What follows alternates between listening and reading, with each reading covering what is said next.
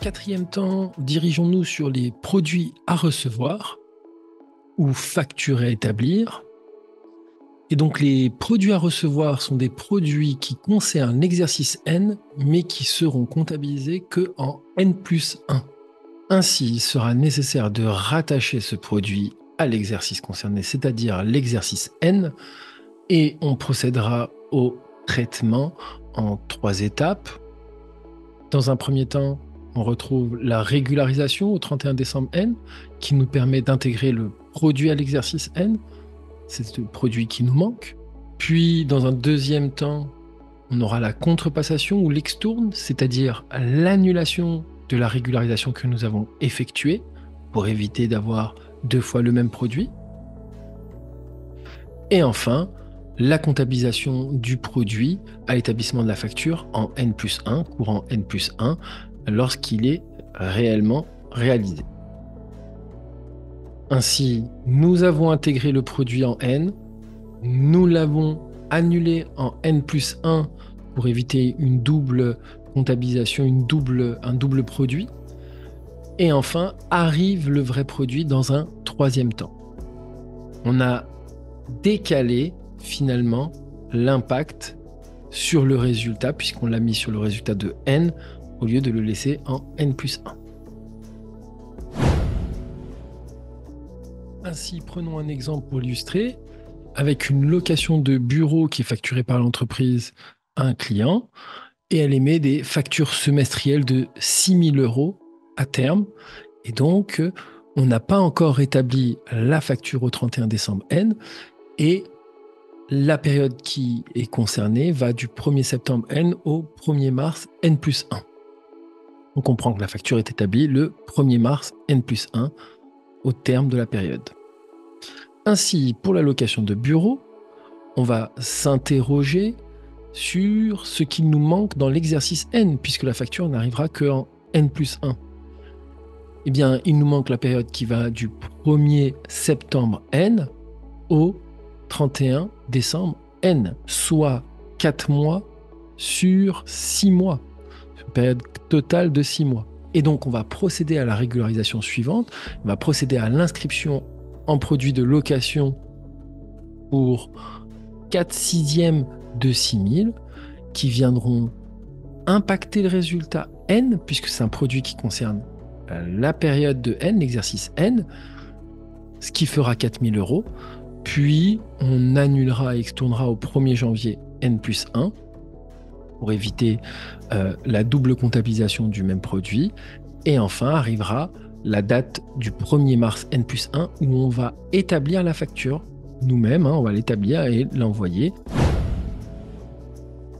Dirigeons-nous sur l'enregistrement comptable, puisque la première étape sera l'écriture de régularisation au 31 décembre, et on utilisera le compte de produit concerné, qu'on augmentera pour le montant hors taxe. Dans un deuxième temps, on utilisera le compte de TVA à régulariser sur produit, le 44587, qu'on va augmenter au crédit pour le montant de TVA. Et enfin, en contrepartie, on utilisera le 418.1 si c'est un produit d'exploitation, client facture à établir pour le montant TTC, et on débitera le montant.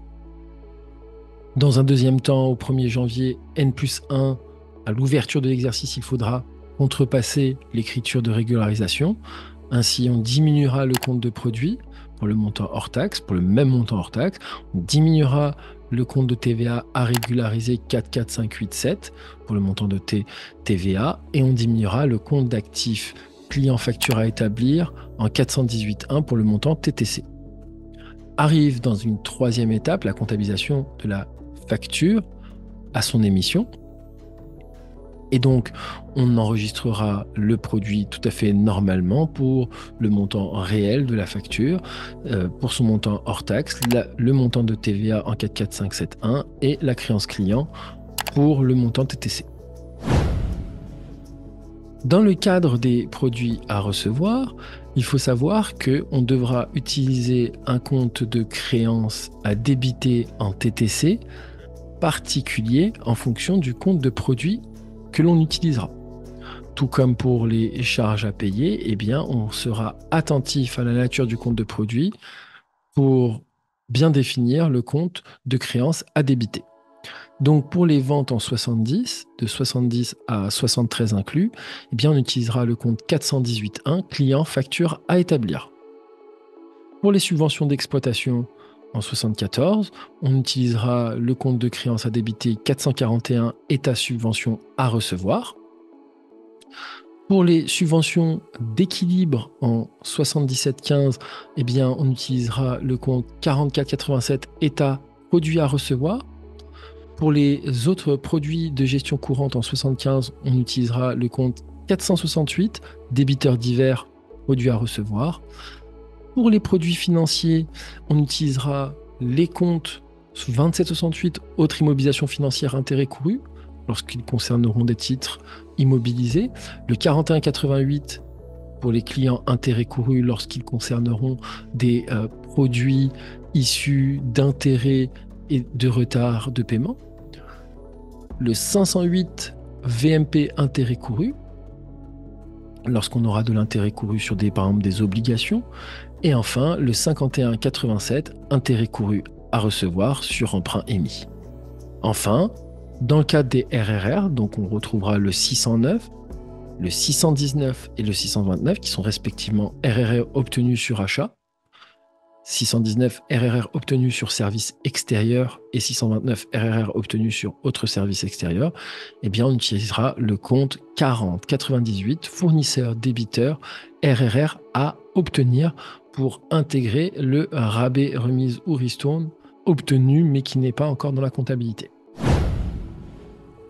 Dirigeons-nous sur le cas exemple 4, histoire d'illustrer les produits à recevoir. Dans le cas exemple 4, l'entreprise Clémentine livre 5 000 € hors taxe, TVA à 20% de marchandises à un client courant décembre N, mais n'établit la facture que le 10 janvier N+1. On vous demande d'enregistrer les écritures nécessaires au 31 décembre, au 1er janvier et le 10 janvier. Ainsi, dans cette situation, on a une livraison dont le produit concerne l'exercice N, mais qui n'est pas encore enregistré. On établit la facture que le 10 janvier, et donc nous devons intégrer ce produit à l'exercice N pour respecter le principe d'indépendance des exercices. Ainsi, on va enregistrer le 707 vente de marchandises pour le montant hors taxe, soit 5 000 €. On utilisera le compte 44587 état TVA à régulariser sur facture à établir pour 1 000 €, et en contrepartie, le 418.1 pour 6 000 €, le montant TTC. Au 1er janvier, on devra extourner l'enregistrement et donc on diminuera le compte de produit 707 pour 5 000 €, le 44587 de la même manière pour 1 000 € et enfin le 418.1 client facture à établir pour 6 000 €. Et on va comptabiliser le 10 janvier la vente de marchandises pour le montant réel, 5 000 € en 707, le 44571 cette fois pour 1 000 € et le 411 créance client qui sera débité pour 6 000 €. Ainsi, le produit frappe bien l'exercice N, puisqu'il est créé en N. On l'annule au 1er janvier N+1 et arrive le vrai produit. Donc l'impact en N+1 est égal à 0.